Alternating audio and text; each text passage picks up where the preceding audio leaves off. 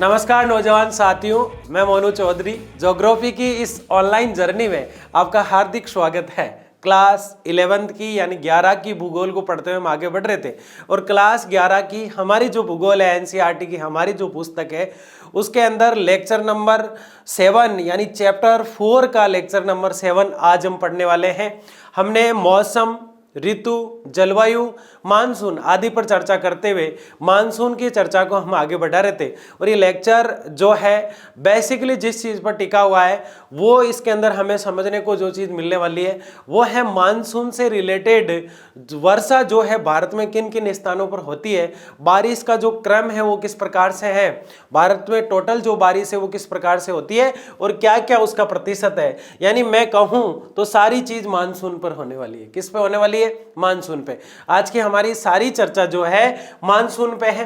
पहले हम ये देखेंगे मानसून शुरू कैसे होता है। क्या देखेंगे सबसे पहले कि मानसून शुरू कैसे होता है, मानसून की आरंभ जो है, मानसून का शुरुआत जो है वो कैसे होता है, मानसून का वितरण कैसे है। यानी चारों चीजें एक दूसरे से जुड़ी हुई है। अभी हम देखेंगे, सारी को जोड़ देंगे इसको, है ना।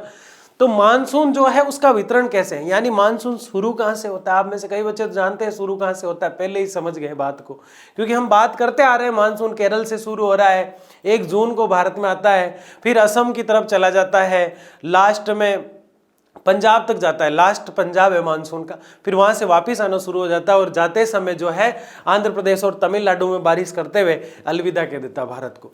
तो मानसून का वितरण जो है किस प्रकार से, ये हम देखने वाले हैं। ये तो छोटी सी बात हमने की है, डिटेल से पढ़ने वाले हैं इसको। इसके बाद हम देखेंगे मानसून का रोकना।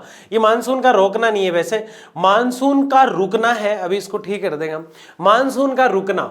तो मानसून का रुकने से मतलब है कि मानसून चलते चलते बीच में रुक जाता है और फिर पुनः स्टार्ट हो जाता है। क्योंकि हम जानते हैं जून के बाद जुलाई, अगस्त और सितंबर 4 महीने भारत में मानसून के होते हैं और इन 4 महीनों के बीच में कभी मानसून 5-4 दिन के लिए रेस्ट कर लेता है, चुपचाप बैठ जाता है। हम लोग सोचते हैं यार बारिश कैसे रुक गई, क्या कारण हुआ इसके पीछे, और फिर पता चलता है कि तो मानसून का रुकना होता है। क्या होता है?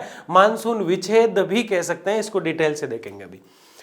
मानसून का लौटना, मानसून प्रत्यावर्तन भी कह सकते हैं इसको, मानसून निवर्तन भी कह सकते हैं, यानी चला गया, बाय बाय कर गया, है ना।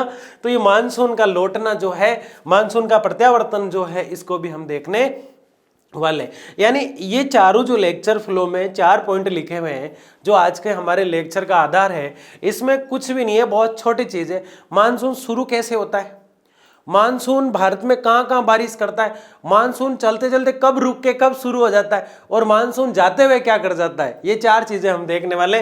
तो शुरू करते हैं पहली वाली चीज को और समझते हैं कि वास्तव में जो मानसून है वो भारत पर किस प्रकार से असर डालता है और भारत को जो है क्या क्या दे के चला जाता है, क्या दे के जाएगा बारिश के अलावा। लेकिन बारिश से बहुत कुछ, भारत में एक अच्छी कृषि जो होती है, एग्रीकल्चर जो है, उसका विकास करने के पीछे पूरा ही हाथ किसका है? मानसून का। क्योंकि हमारे भारत में 125 सेंटीमीटर औसत बारिश होती है साल के अंदर, उसमें से लगभग 75% जो बारिश है वो सारी मानसून से होती है। ये चीज आप याद रखें हमेशा कि पूरे भारत में 125 सेंटीमीटर बारिश औसत मानी गई है। जैसे मौसिन राम है, वहां तो 400 सेंटीमीटर हो जाती है, कई बार 400 से भी ज्यादा चला जाता है। भारत में सबसे ज्यादा बारिश वाला जो क्षेत्र है मौसिन राम है और सबसे कम लेह लद्दाख। ये चीजें हमने देखी है, इसलिए इसे समझने में हमें कोई परेशानी नहीं आएगी जो बच्चा रेगुलर पढ़ रहा है, जो कंटिन्यू लेक्चर देख रहा है, रिवाइज भी कर रहा है, नोट्स भी बना रहा है, पीपीटी को भी ध्यान से समझ रहा है, जो बात बता रहा हूं उसको भी समझ रहा है, उसको तो कोई दिक्कत आनी नहीं चाहिए मेरे हिसाब से। ठीक है, तो देखते हैं मानसून का आरंभ यानी मानसून की शुरुआत कैसे होती है। अप्रैल और मई जून में सूर्य कर्क रेखा पर लंबवत चमकता है। बनाओ फिर से ग्लोब, ये हमने बनाया ग्लोब इस प्रकार से, ये ले लिया हमने ग्लोब, ठीक है। बीचों बीच में भूमध्य रेखा जिसे हम कहते हैं, लेकिन आज हम इसे भूमध्य नहीं कहेंगे, ना इसे आज हम 0 डिग्री कहेंगे, ना इसे आज हम इक्वेटर कहेंगे। आज सिर्फ जो है इसे क्या कहेंगे हम? विषुवत रेखा। ये हिंदी का शुद्ध रूप है, विषुवत कहते हैं इसको, हिंदी में क्या कहते हैं? विषुवत। बाकी मैंने जो बताए थे वो भी इसके नाम में है, विषुवत रेखा, ठीक है। अब इससे 23.5 डिग्री ऊपर क्या है आप सब जानते हैं, और इससे 23.5 डिग्री नीचे क्या है, ये मैंने लिख दिया 23.5 यहाँ पे, ये मैंने लिख दिए 23.5 यहाँ पे। अब इसे 23.5 ऊपर तो एक कर्क रेखा बहुत काम आने वाली है। अभी देखो पहली लाइन में कर्क रेखा का जिक्र है, तो ये 3-4 रेखा तो आपको पता होनी चाहिए। अक्षांश है और ये नीचे है मकर रेखा, मकर रेखा, ठीक है। कर्क रेखा और मकर रेखा और बीच में विषुवत रेखा जो 0 डिग्री है। अब कर्क रेखा पर सूर्य लंबवत चमकता है तो हम ये जानते हैं कि भारत की स्थिति यह है, इस प्रकार से हमारा भारत, महान भारत यहाँ है इस जगह। तो वहां भारत है तो कर्क रेखा सीधा चमकेगी। कर्क रेखा पर अगर सूर्य सीधा चमकता है तो मानसून वाली स्थिति हो जाती है। क्यों? क्योंकि गर्मी होगी, गर्मी वाला समय हो जाएगा यहाँ पे। अब आप कहेंगे यहाँ गर्मी होगी तो मानसून का क्या असर है इससे? प्रशांत महासागर में कल हमने जिस लेक्चर में बात की थी, ला नीना जो बात की थी, प्रशांत महासागर में अगर ला नीना की स्थिति है तो भारत में बारिश डेफिनेटली आएगी, क्योंकि यहाँ गर्मी है। भाई मैं आपको ये बता रहा हूँ, आप ध्यान से समझो। अब क्या है कि सारी चीजें मिक्स होती जा रही, क्योंकि लेक्चर खत्म होने की ओर है।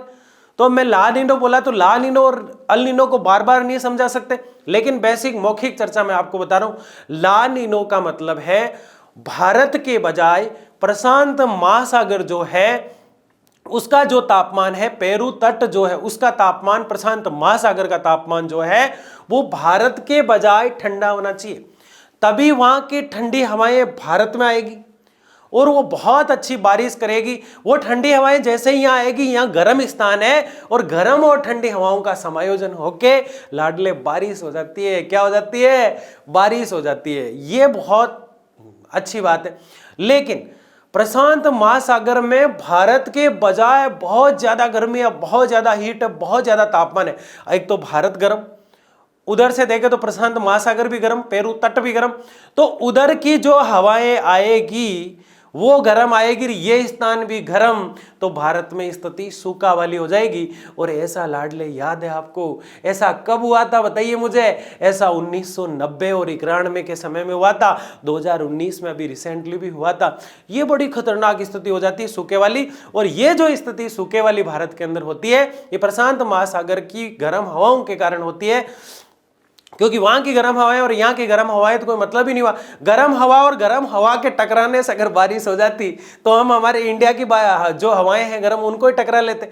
नहीं, ठंडी हवाओं और गर्म हवाओं के मिक्स से जलवाष्प उनमें आता है, ठंडी हवाओं में, और उनमें उच्च वायुदाब होता है। आपको ये पता है उच्च वायुदाब का यहाँ क्या मतलब है? उच्च वायुदाब का मतलब है जिन हवाओं में वाष्प ज्यादा हो, हवाएं जब गर्म होगी वो तो ऑटोमेटिक ऊपर उठ जाएगी, तो निम्न वायुदाब हो जाएगा। निम्न वायुदाब कहाँ होता है? ग्रेट सर्किल में, भूमध्य रेखा के ऊपर नीचे। हम भूमध्य रेखा से, भारत जो है भूमध्य रेखा जो है उससे 876 किलोमीटर ऊपर है, और वहां कर्क रेखा जो है वो हमारे बीचों बीच से निकल रही है। कर्क रेखा भारत के बीच में से निकल रही है। अब सूर्य की किरणें इस पर सीधी होती है जून के महीने में, तो ये स्थान गर्म हो जाता है और प्रशांत महासागर में ला नीनो के कारण ठंडी हवाएं जलवाष्प वाली आती है, तो भारत में मानसून की स्थिति पैदा हो जाती है। और ये 1 जून को होती है। कब होती है? 1 जून को। अगर अल नीनो है तो भारत में सूखा पड़ेगा, ला नीनो है तो भारत में एग्रीकल्चर जो है बहुत अच्छा उन्नत रूप लेगी, अच्छा रूप लेगी, विकसित होगी। और ज्यादा ला नीनो का प्रभाव, ज्यादा ठंडी हवाएं अगर भारत में आ जाती है तो भारत में जो मानसून है वो बाढ़ का रूप ले लेता है। मानसून का मतलब क्या है? ये मॉन्सिको शब्द से बना है, मोन्सो भी कहते हैं इसको, पुर्तगाली शब्द है ये एक तरह से। तो ये जो मानसून जो शब्द है ये अलग अलग राज्य में अलग अलग नाम से जाना जाता है। असम में आता है तो असम वाले लोग कहते हैं, असम में चाय वाय ज्यादा होती है तो वो कहते हैं टी सरोवर आ गया, टी सरोवर के नाम से। यानी टी जो चाय है उसको ज्यादा अच्छी क्वालिटी हम दे पाएंगे, चाय को पानी मिल पाएगा, इसलिए वो टी सरोवर बोल देते हैं। ऐसे ही केरल वाले लोग जैसे ही मानसून आता है उसको कहते हैं मैंगो सरोवर आ गया। तो ये अलग अलग नामों से जाना जाता है। राजस्थान के अंदर ज्यादा चलता है तो कहते हैं लू आ गई, और लू के तुरंत बाद आ जाता है बारिश वाला पानी। तो जो लू स्थिति है वो तो यहाँ की है, यहाँ की गर्म हवाएं। लेकिन ठंडी हवाएं जो आती है शीतलहर के रूप में जो आया करती है, लेकिन यहाँ आके गर्मी के साथ समायोजन करके मानसून का रूप ले लेती है। वैसे शीतलहर जो होती है वो शीत ऋतु में होती है। किस में होती है? शीत ऋतु में। तो ये हम सारी चीजें देख रहे हैं और देख चुके हैं काफी गुम। कर्क रेखा जो भारत के मध्य से गुजरती है, मैंने आपको बताया 8 राज्यों से गुजरती है। मैंने आपको यह भी बताया 17 देशों से, 3 महाद्वीपों से जो है कर्क रेखा गुजरा करती है। अब कर्क रेखा जो भारत के मध्य से गुजरती है उस पे सूर्य की किरणें जब लंबवत होती है, सीधी होती है, तो भारत में ऑटोमेटिक गर्मी बढ़ जाती है। क्या बढ़ जाती है? भारत में गर्मी बढ़ जाती है। ठीक है। अप्रैल और मई में सूर्य कर्क रेखा पर लंबवत मतलब सीधा चमकता है। किसी को बताना मत कैसे चमकता है, सीधा चमकता है। इसी कारण हिंद महासागर का क्षेत्र गर्म हो जाता है और मानसून भारत में केरल से प्रवेश करता है। हिंद महासागर ये वही महासागर जो भारत के 3 ओर फैला हुआ इस प्रकार से, ठीक है ना, जिसे रत्नाकर नाम से भी हम जानते हैं। किस नाम से जानते हैं? रत्नाकर। तो इसकी बात हम कर रहे हैं। तो इसी कारण हिंद महासागर का क्षेत्र क्या हो जाता है? गर्म हो जाता है, और गर्म हवाएं, ठंडी हवाएं, फिर पानी का जलवाष्प बनना और बारिश का आना। मानसून भारत में केरल से प्रवेश करता है, 1 जून को प्रवेश करता है। ये चीज आपको याद होनी चाहिए, लिख रखी है वैसे मैंने, ठीक है। देखिए थोड़ा सा मैप व्यू से इसको समझते हैं। भारत के अंदर ये इस स्थान पर, ये बार बार आप समझ गए मैं क्या बना रहा हूं, ये भारत का दक्षिणी क्षेत्र है और यहाँ केरल है। यहाँ से मानसून केरल से जो है प्रवेश करता है। कहाँ से प्रवेश करता है मानसून? केरल से प्रवेश करता है। मानसून ने क्या किया? यहाँ से प्रवेश किया है मानसून ने, बहुत अच्छी बात है। फिर जाते जाते जाते जाते यहाँ लास्ट जो है पंजाब तक जाएगा। कहाँ तक जाएगा? पंजाब तक, ठीक है। अब पंजाब यहाँ नहीं है, पंजाब इस जगह है, लेकिन लिख इधर रहा हूं मैं, ठीक है। फिर इस तरफ क्या है? वापिस मानसून यूं ग्रेट सर्किल नहीं बनाकर, भूमध्य का है ग्रेट सर्किल, तो यू आकार की उल्टा यू बना लेता है। आप ऐसे याद रखें कि केरल से प्रवेश करके फिर यूं घूम के पूरे भारत में और वापिस लौटना शुरू कर देता है। और वो लास्ट वाला पॉइंट बनेगा मानसून निवर्तन, मानसून प्रत्यावर्तन या मानसून का लौटना। वापिस जब लौटता है मानसून इस प्रकार से घूमकर उल्टा यू बनाकर, तो यहाँ इन स्थानों पर बारिश कर देता है। तमिलनाडु है, आंध्र प्रदेश है, इनमें बारिश कर देता है। तो यहाँ क्या याद रखा? 1 जून से तो केरल में प्रवेश किया, फिर 12-13 के आसपास तो पश्चिम बंगाल तक चला जाता है, लेकिन लास्ट में ऊपर कहां तक जाता है? अब आप कहेंगे पश्चिम बंगाल तो इस तरफ आ गया, यूं तिरछा जाएगा थोड़ा, पूरे भारत में यू शेप बना लेगा उल्टा।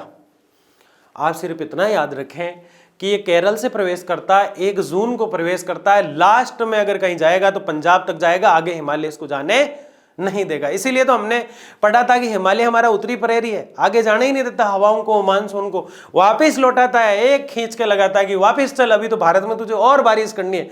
और फिर ये जाते जाते क्या गाता है कि तमिलनाडु, आंध्र प्रदेश तेरी लाइफ बना के जा रहा हूं मैं। इतनी बारिश कर जाता है वहां का काम चल जाता है आराम से, है ना।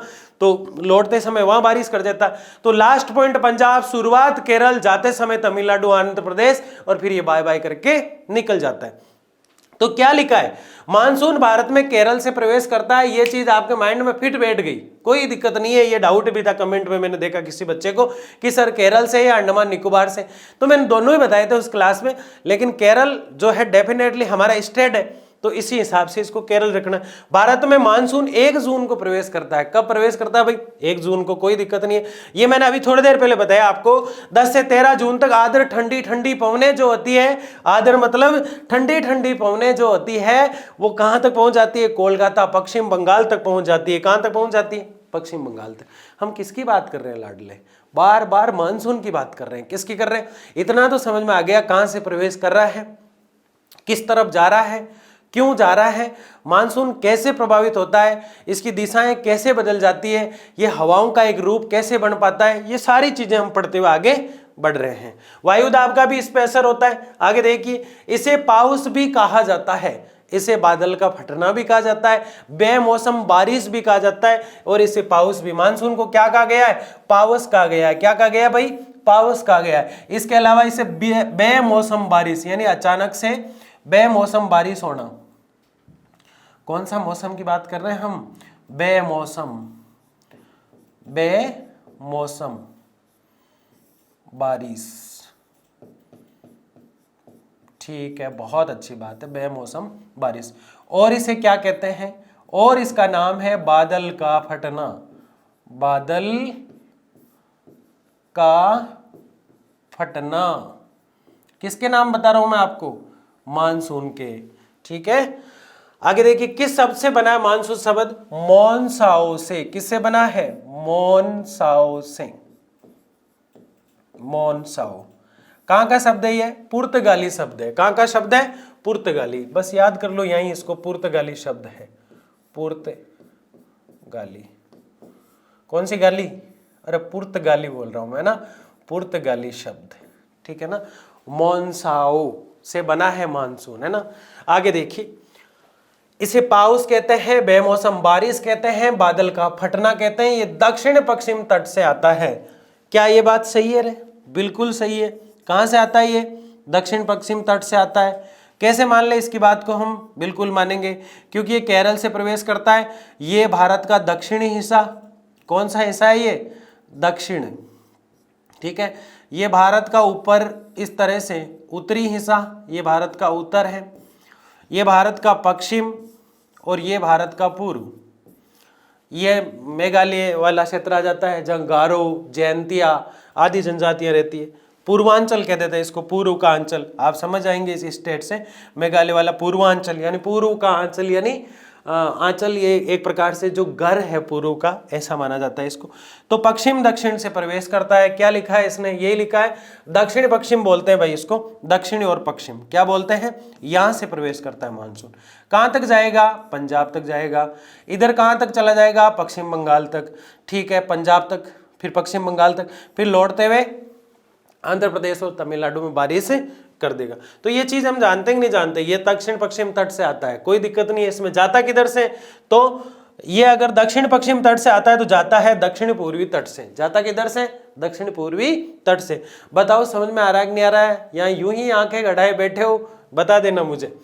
मानसून का ये 4 माह सक्रिय रहता है, कोई दिक्कत नहीं है। जूस पियो मस्ती से। जून से सितंबर, जून, जुलाई, अगस्त और सितंबर, यानी जब भी मानसून आता है घर में बैठ के आराम से जूस पीते रहो, ऐसे याद रखना है इसको, जून से सितंबर तक। और अगले लेक्चर में हम सारी चीजें ऋतुएं पढ़ने वाले, उसमें हम और देख लेंगे कि 4 महीने कौन से होते हैं, ये कब से कब तक होते हैं, ठीक है ना। 15 जून के आसपास से 15 सितंबर तक होता है इसका समय, फिर लौटना शुरू कर देता है सितंबर के लास्ट वीक में। अक्टूबर में तो पूर्णतः चला जाता है, ठीक है। मानसून का अर्थ क्या है? बहुत सिंपल है भाई। जिसको ला नीनो, अल नीनो आता है उसको मानसून का अर्थ आता है, जिसको वायुदाब आता है उसको मानसून का अर्थ आता है, या जिसको जेट स्ट्रीम आती है उसको भी मानसून का अर्थ आता है। जेट स्ट्रीम क्या था? बार बार नहीं बताया जाता उसको, लेकिन इतना याद रखें कि समताप मंडल की वो हवाएं हैं जो सर्दी के अंदर 110 किलोमीटर पर आवर्स, सर्दी के अंदर 184 किलोमीटर पर आवर्स और गर्मी के अंदर 110 किलोमीटर पर आवर्स की स्पीड से चलती है। उनका कुछ अंश भारत में क्षोभ मंडल वाले क्षेत्र में भी आ जाता है और उनसे जो चक्रवाती विक्षोभ पवनें जो होती है वो गति पकड़ लेती है और भारत में दिसंबर से लेकर फरवरी तक मावट की वर्षा होती है। ठंडी वाली हवा जो है वो भी एक तरह से दक्षिण पश्चिम से होने वाली बारिश है भारत के अंदर। तो मानसून एक तो जून में आता ही है, लेकिन एक मानसून का छोटा रूप जिसे मानसून निके के पश्चिमी विक्षोभ हम कह देते हैं वो दिसंबर से फरवरी में आता है। लेकिन बात है क्या, मानसून आखिर है क्या? तो आज इसको समझ ही लेते हैं। वैसे आप जानते हैं मानसून क्या है। मानसून सिर्फ हवाएं हैं, ठंडी हवाएं होती है। मानसून कैसी होती है? ठंडी हवाएं अगर गर्म क्षेत्र में आती है तो जो बारिश होती है उसको मानसून कहते हैं। ये तो हुआ मेरी और आपकी भाषा में, लेकिन किताबी लैंग्वेज में क्या है? कोई भी ऐसी व्यापक यानी बड़ी बड़ी हवाएं, लंबी लंबी हवाएं, बड़ी बड़ी हवाएं, लंबी लंबी हवाएं, ठीक है ना। कोई भी ऐसी व्यापक पवनें मतलब हवाएं जो किसी क्षेत्र में ऋतु विशेष में अधिकांश वर्षा करती है।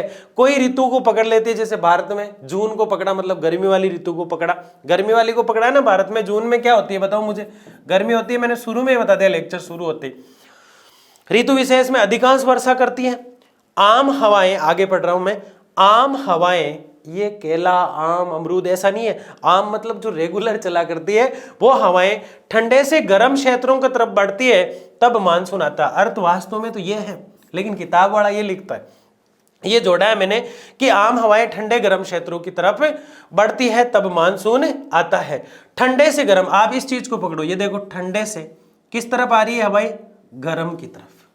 अब आपको यहां अल नीनो और आ नीनो दोनों, अल नीनो और ला नीनो दोनों समझ में आ रहे हैं। एक चीज तो पढ़ी थी हमने, पहले ला नीनो को ले रहा हूं मैं, आप कंफ्यूज नहीं होना है आपको, क्योंकि मैंने समझाया जब पहले आपको अल नीनो समझाया था, लेकिन हमारे लिए फायदेमंद क्या है? ला नीनो, अल नीनो लिखते हैं जब इसको तो नीना लिखा जाता है और उसको नीनो लिखा जाता है। ये तो बालक ईसा है क्योंकि ये दिसंबर में आता है, बालक ईसा आना ही नहीं चाहिए, मैं तो कहता हूँ ये 25 दिसंबर के आसपास आता है, इसको बालक ईसा के नाम से जानते हैं, ठीक है, बालक ईसा। हवाएं जब ठंडे वाले क्षेत्र से गर्म वाले क्षेत्रों में जाती है, तब मैंने आपको बताया कुछ समय पहले कि जो ला नीनो होती है वो प्रक्रिया हो जाती है, और अल नीनो दो प्रकार की प्रक्रिया होती है। अल नीनो में क्या होता है, भारत जो है सूखाग्रस्त हो जाता है, और ला नीनो में क्या होता है, भारत पूरी तरह से जो है बाढ़ग्रस्त हो जाता है। तो ला नीनो आना ठीक रहता है, लेकिन कम आनी चाहिए जब भारत में अच्छी बारिश हो पाती है। मानसून एक पुर्तगाली शब्द है जो मूल नाम मोनसाओ से बना है। किससे बना है? मोनसाओ से।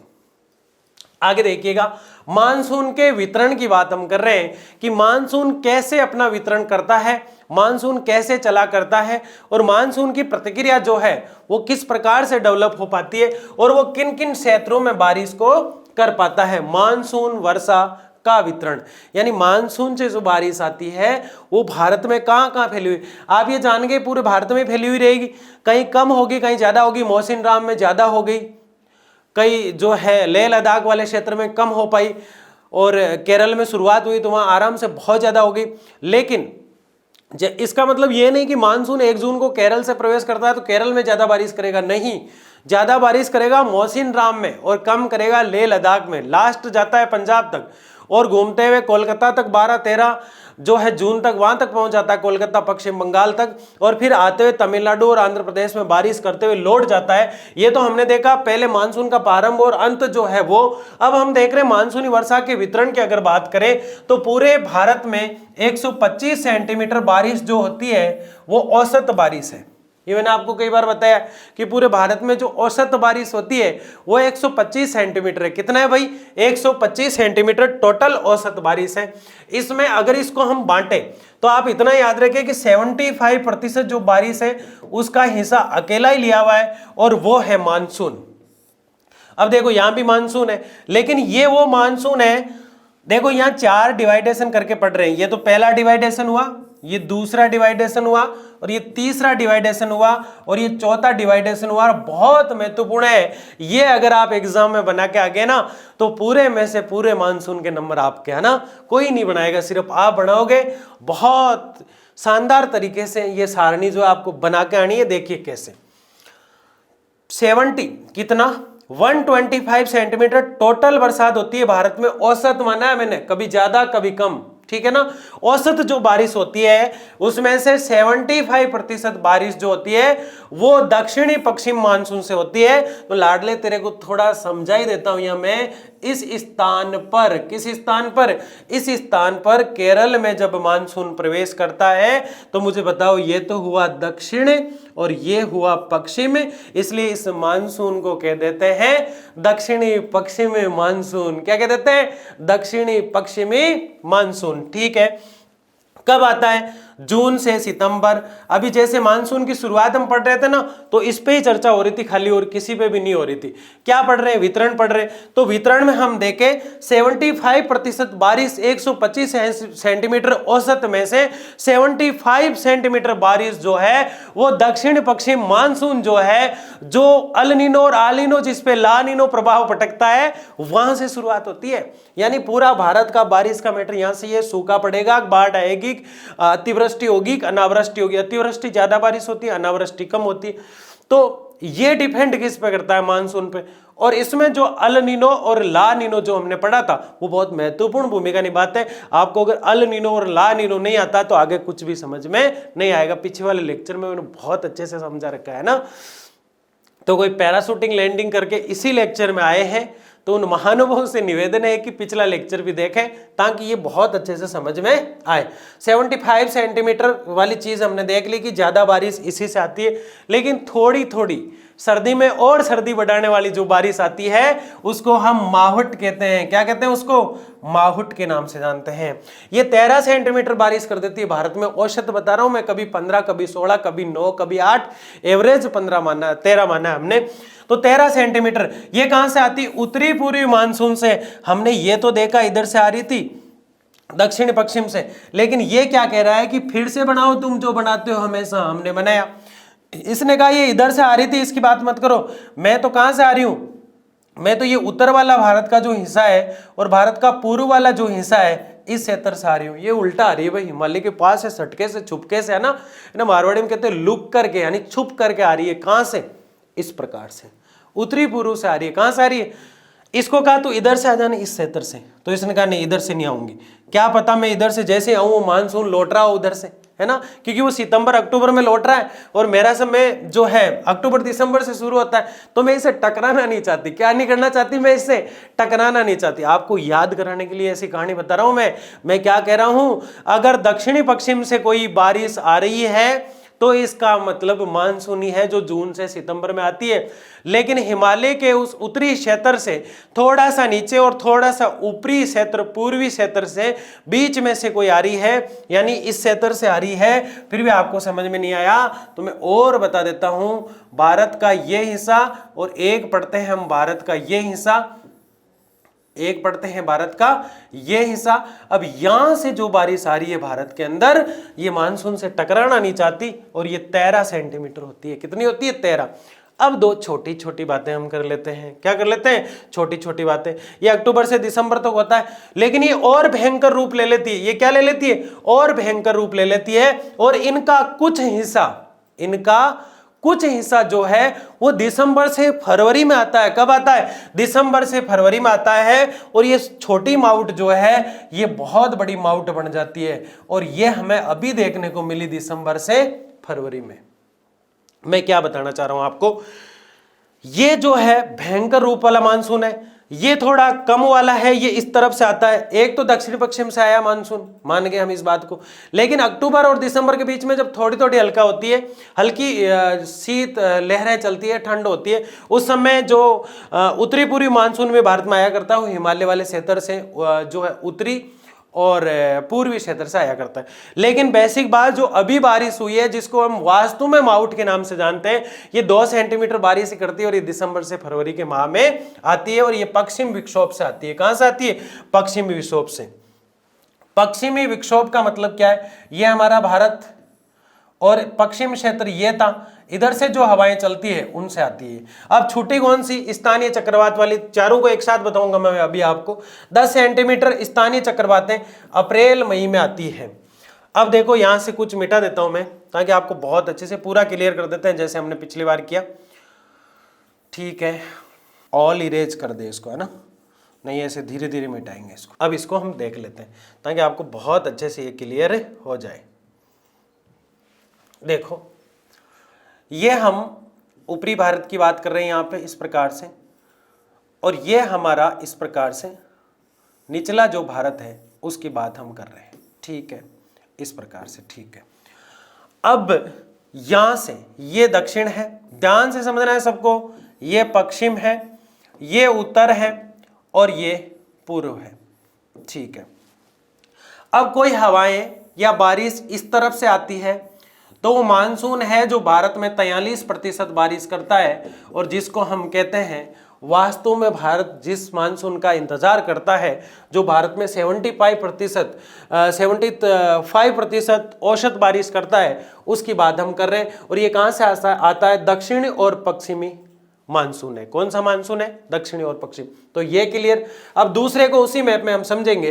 13 सेंटीमीटर भारत में उत्तरी और पूर्वी जो ये क्षेत्र है, यहाँ की पवनों से जो भारत में बारिश आती है इस प्रकार से, इसको हम कहते हैं उत्तरी पूर्वी मानसून वाली। ये अक्टूबर से दिसंबर में आती है और वो 4 महीने मैंने आपको बता ही रखे हैं, जून से सितंबर जूस पियो।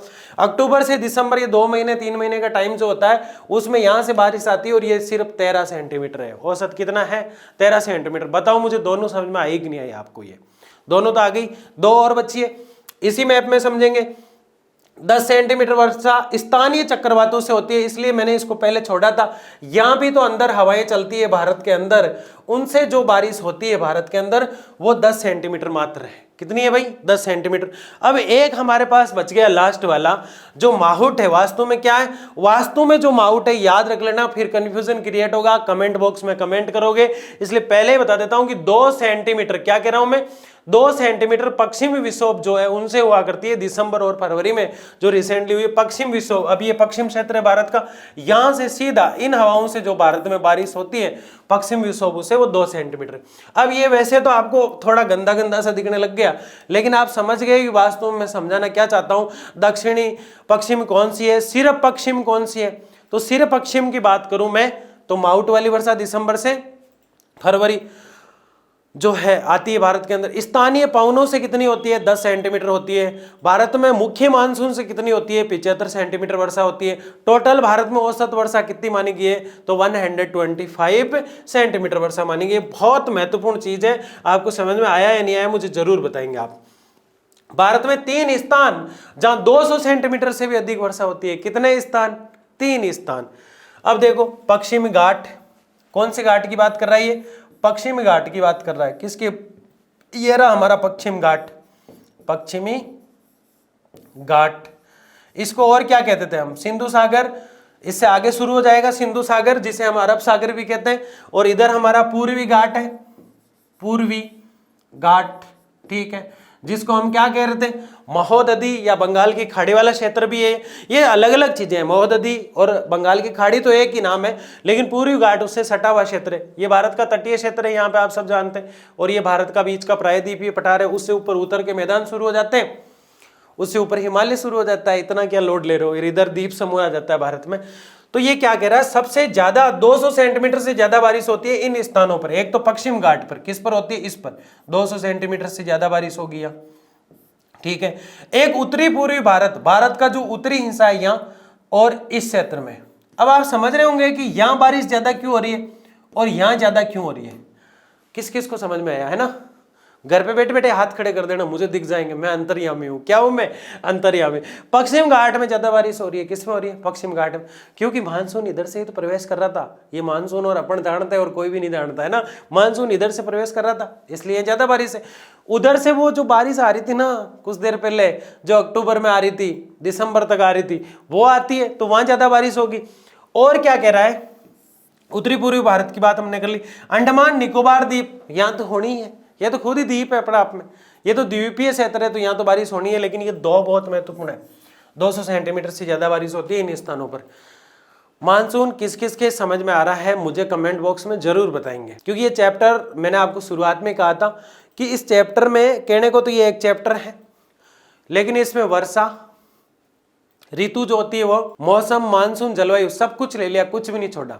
आगे जो चैप्टर है वो बहुत सिंपल, यूं चुटकियों मोड़ने वाली, बाढ़ और सूखा क्या है, भारत में जो है कृषि किस प्रकार से होती है, कृषि और बाढ़ सूखा वो तो इसी से बने हैं सारे।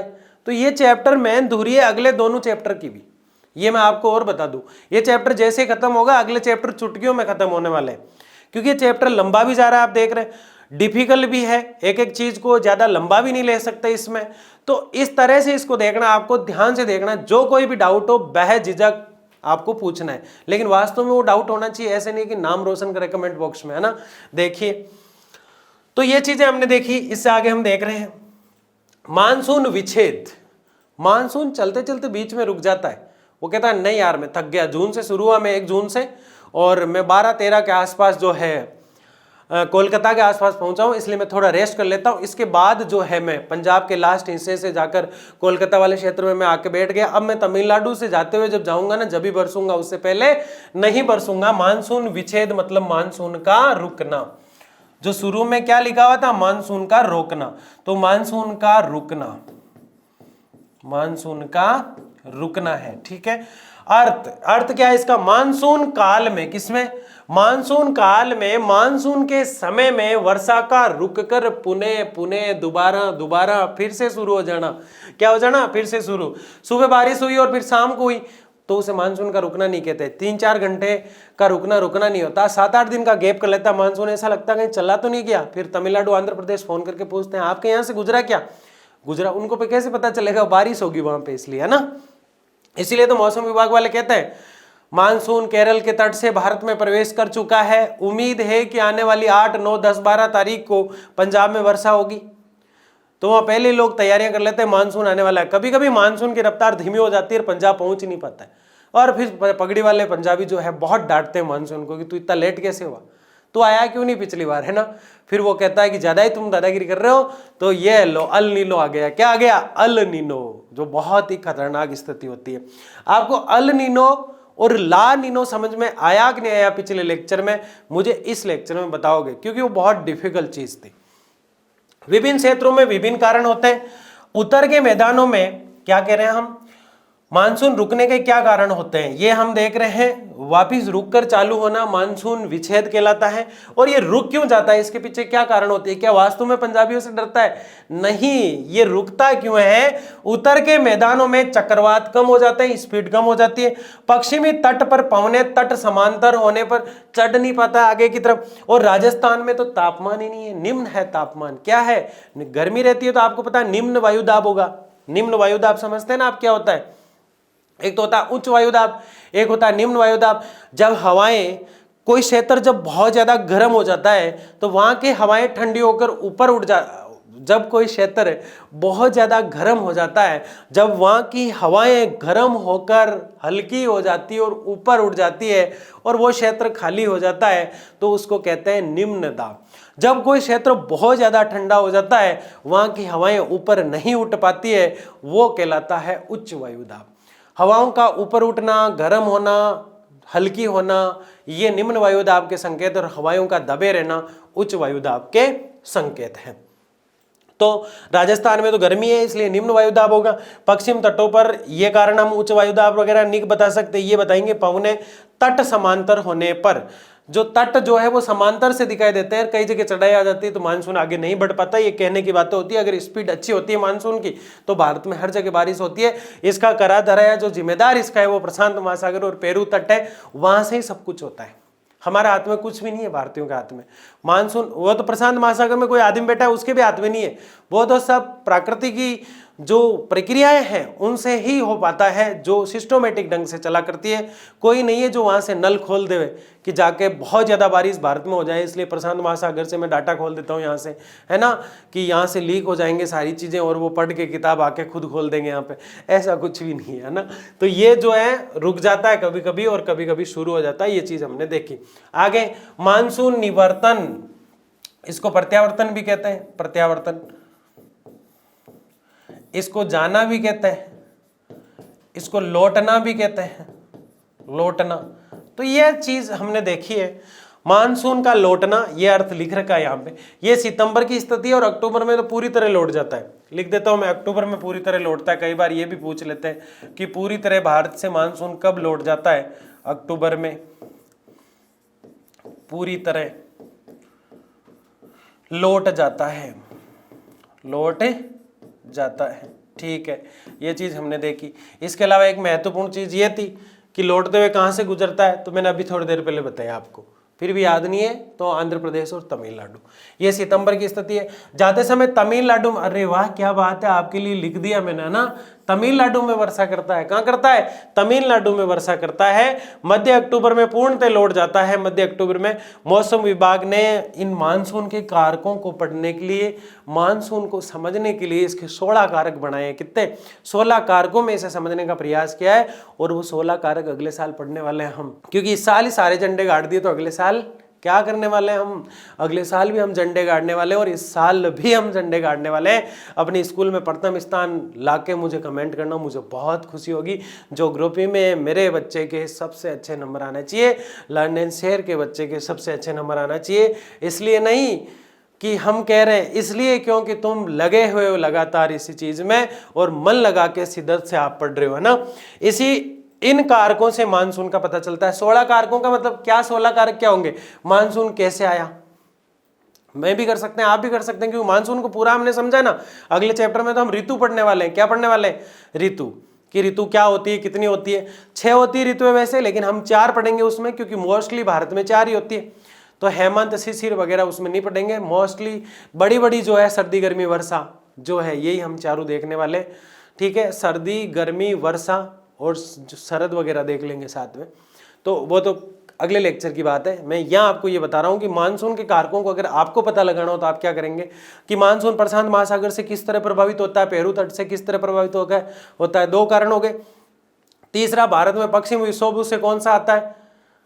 चौथा भारत में और जो है दक्षिण पूर्वी मानसून से कौन सा आता है, माउट से कौन सा आता है, ढेर सारे। ये कारक उनमें एक भी नहीं है, ये अलग से बनाए हैं। उनमें से तो एक का भी जिक्र हम नहीं कर रहे हैं, क्योंकि ये जिक्र नहीं करना है, क्योंकि हमारे सिलेबस में अभी नहीं है।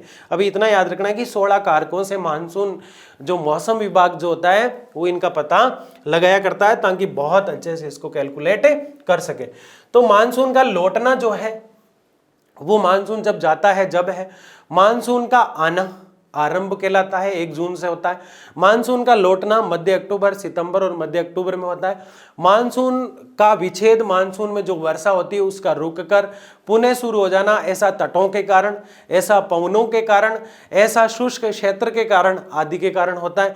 तो ये 3-4 चीजें हमने देखी और इनको एक एक को हमने समझा। आज मैंने कल भी आपको एक काम दिया था, आज भी आपको एक काम दे रहा हूं। आपको 3 सवाल कमेंट बॉक्स में मुझे लिख के बताना है कि जेट स्ट्रीम क्या होता है, वायुदाब क्या होता है और ला नीनो और अल नीनो क्या होता है। ये जिसने बता दिया वो मेरा सबसे प्यारा स्टूडेंट होगा। मुझे लगेगा कि वास्तव में पढ़ाई करते हैं। भले आप देख के लिख दो, याद हो जाएगा आपको, मुझे पता है देख के लिखोगे तो भी अच्छे से इसको सुंदर तरीके से, कमेंट बॉक्स में तो अपने आप सुंदर हो जाता है, कोई दिक्कत ही नहीं है। तो आपको ये लिखना है ताकि मुझे बहुत अच्छा लगे। मिलते हैं अगले लेक्चर में, लेकिन उससे पहले बहुत बहुत धन्यवाद आपका। लाइक कीजिए, शेयर कीजिए, सब्सक्राइब कीजिए। सबसे बड़ी बात, मेहनत से, जी जान से, शिद्दत से पढ़ते रहिए। मिलते हैं अगली क्लास में।